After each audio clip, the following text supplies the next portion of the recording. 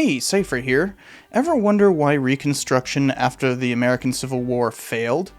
Well, that's easy. It's apathy.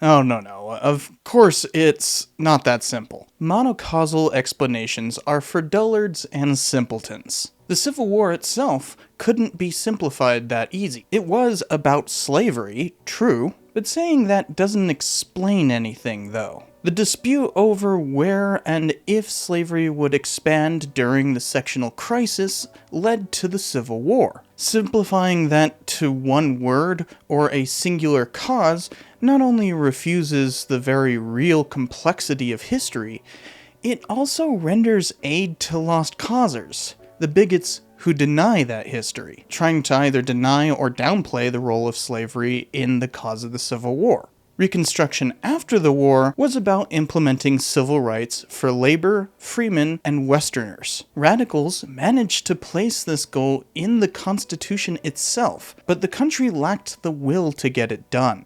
After the Civil War, everyone was exhausted of fighting each other, but that was one of the many causes of the apathy that doomed Reconstruction. So let's explore why this consequential decade failed to implement civil rights, and it would take another century before they were actually implemented.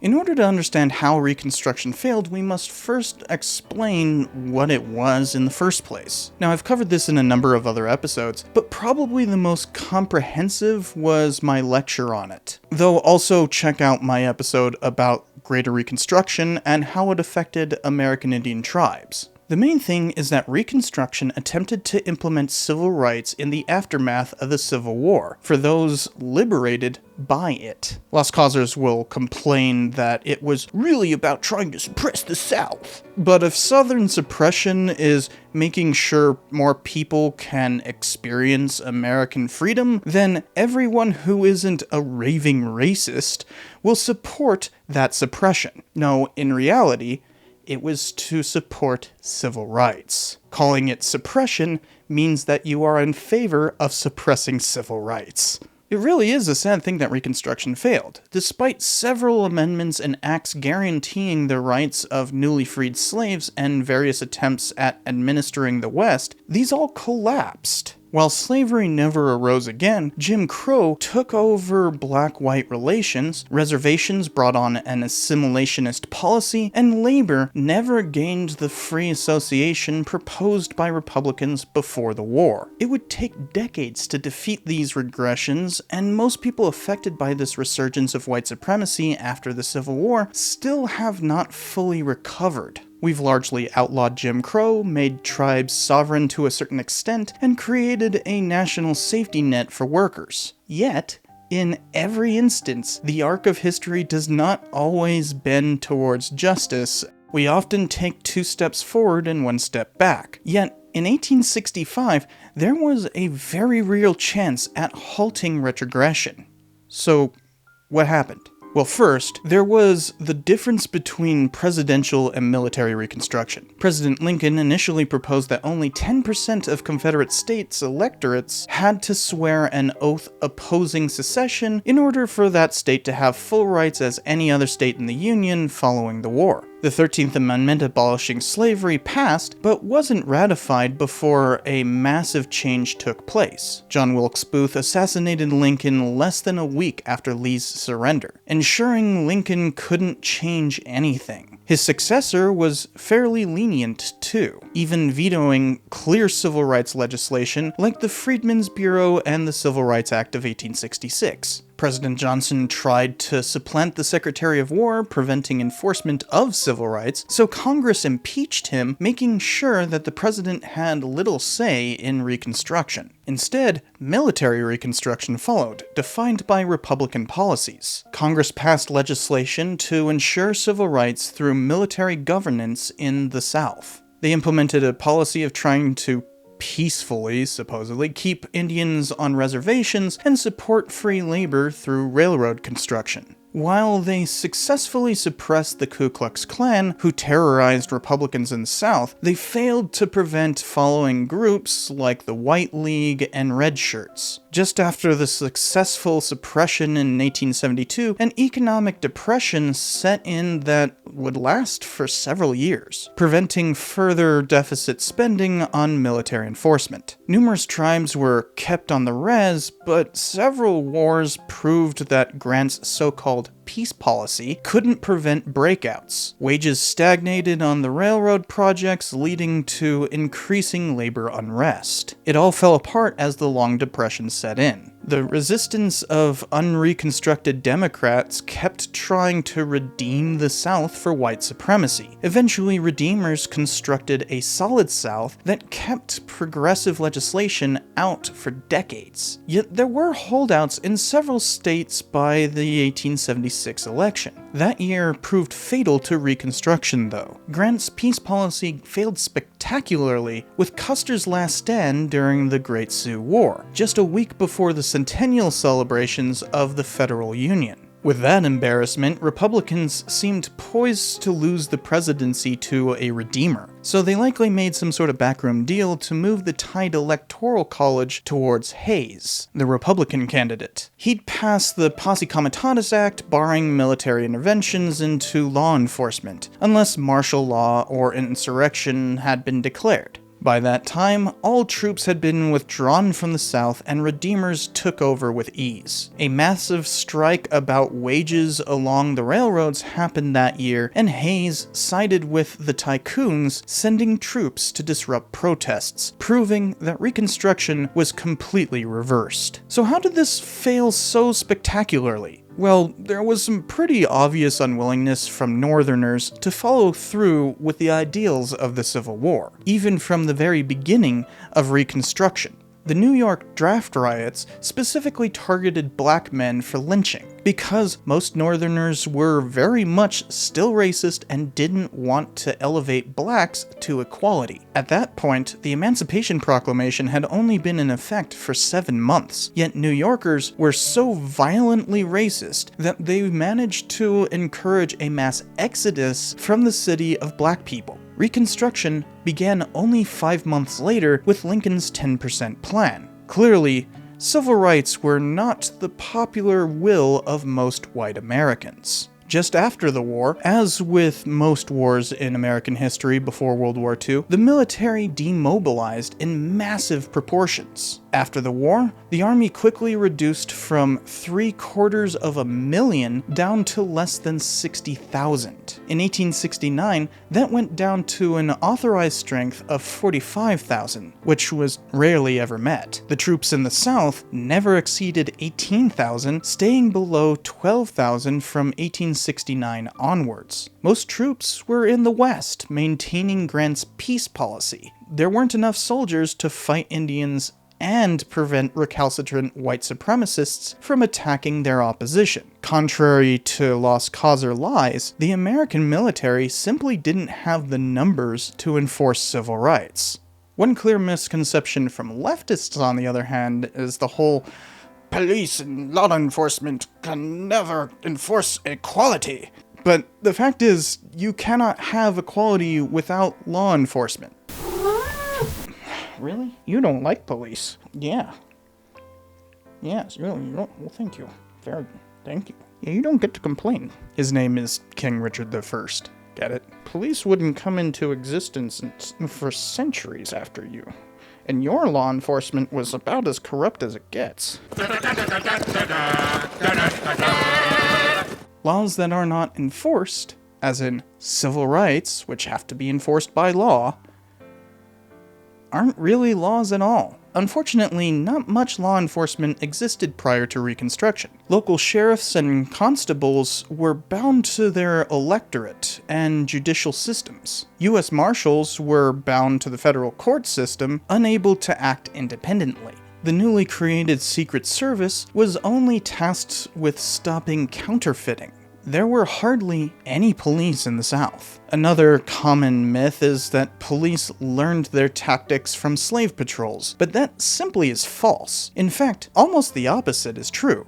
Police mostly existed in the North and were very much opposed to slave catchers. Before the war, the only Southern police departments were Charleston, Richmond, Memphis, New Orleans, and the Texas Rangers. Those departments often refused to work with Federals after the Civil War. For instance, the Texas Rangers were so opposed to civil rights through federal law enforcement, they had to be abolished and reformulated under California Column Lieutenant Albert Jennings Fountain. It's kind of funny when you think about it that Texas's most famous organization was made by Californians in an attempt to keep Texas from resorting back to its white supremacist ways. That and every other measure failed when met with Southern resistance. One reason for the federal negligence of Reconstruction was their inability to form political solidarity. Andrew Johnson's attempt at removing Secretary of War Edwin Stanton resulted in Johnson's impeachment.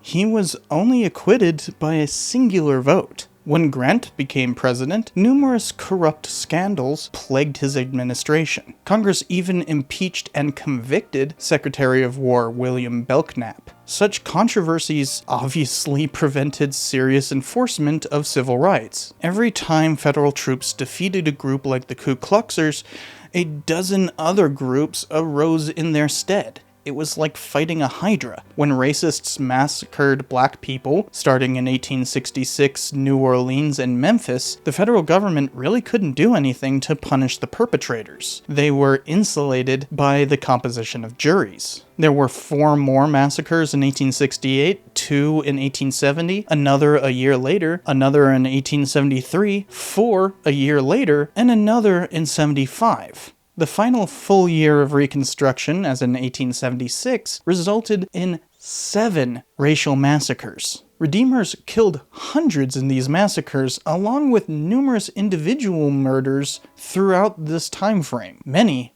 were lynchings. The Solid South came to power through violence, yet Northerners and Westerners weren't willing to do anything about it. Radical Republicans tried to rally support. They would point to the outrages and speak about the hundreds of thousands of casualties from the Civil War in a vain attempt to get more spending to suppress the Redeemers. This was called waving the bloody shirt, and it was entirely ineffective. Some Republicans were so tired of radicalism that they formed a separate party in 1872 called the Liberal Republicans. A year later, the Long Depression set in, and so support of civil rights was completely doomed. The economy shrank, and with it, the will to continue Reconstruction. After all of that, no amount of waving the bloody shirt would suffice to garner funds and manpower to enforce civil rights and guarantee free labor. The fact was, much of the North didn't believe in civil rights. Radical Republicans were in the minority. Most Northerners simply didn't want the labor competition from slavery. They didn't care about the slaves themselves and even wanted black people kept to the South.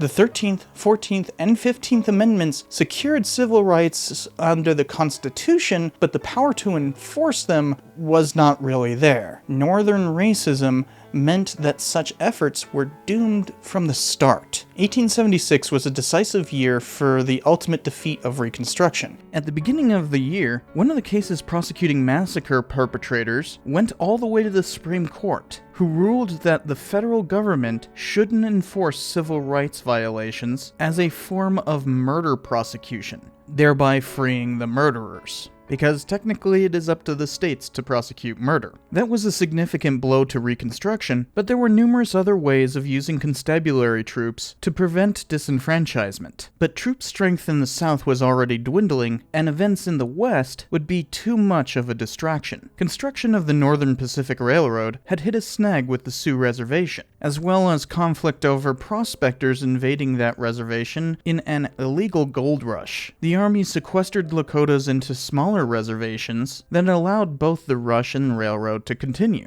During this, Colonel Custer led his cavalry into a disastrous ambush. It was the centennial, and celebrations were all set up in Philadelphia. Yet Custer's defeat, just a week prior, was a national embarrassment, sapping the will to continue Reconstruction. Just as the Civil War was caused by arguments over national policy for the West, where Southerners wanted to expand slavery there and Northerners wanted slavery halted. Now control of Western lands was an argument over whether Northerners could subjugate indigenous people or promote civil rights in the South. It was one or the other. Americans chose settler colonialism, as in conquering Western Indians. They wanted to avenge Custer, letting the South fall to the Redeemers. Casting aside the free labor principles of radical republicanism, even the Great Railroad Strike of 1877 was met with national condemnation. The South lost the war, but won the peace. Jim Crow arose after Reconstruction, the Gilded Age kept labor suppressed, and the West became fully subjugated to Eastern interests. Reconstruction's failure was a tragedy. Civil rights, tribal sovereignty, and free labor all failed. But could there have been a different way? Well, no, not without changing the willpower of an already beleaguered nation. Reconstruction was an unfinished revolution, one which we still must strive to correct today. Simpletons. Come here.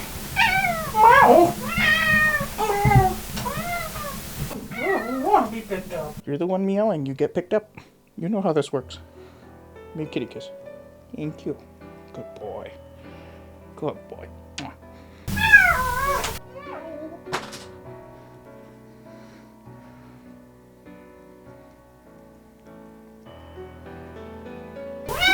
Meow. Meow. A lot. Meow. Hired South. Come on, King, really? In the South. What?